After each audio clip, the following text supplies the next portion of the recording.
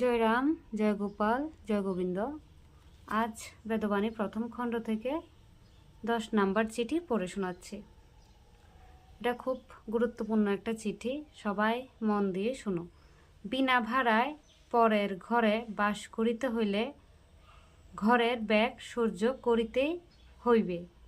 লোকের দেহই বন্ধন, এই দেহকেই বাসনাময় বলিয়া থাকে।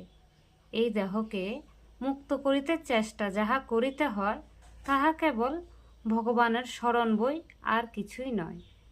সাধ্য সাধনে নিকৃষ্টি হয় না।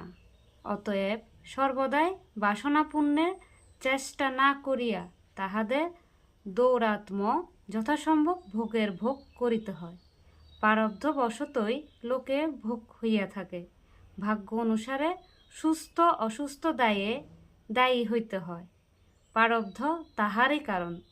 আরোগ্য ও অরোগ তাহা হইতে হইয়া থাকে, নচেত জীবের শক্তি নেই। আজ এটুকুই। সবাই ভালো থাকবেন, সুস্থ থাকবেন। জয় রাম, জয় গোপাল, জয় গোবিন্দ।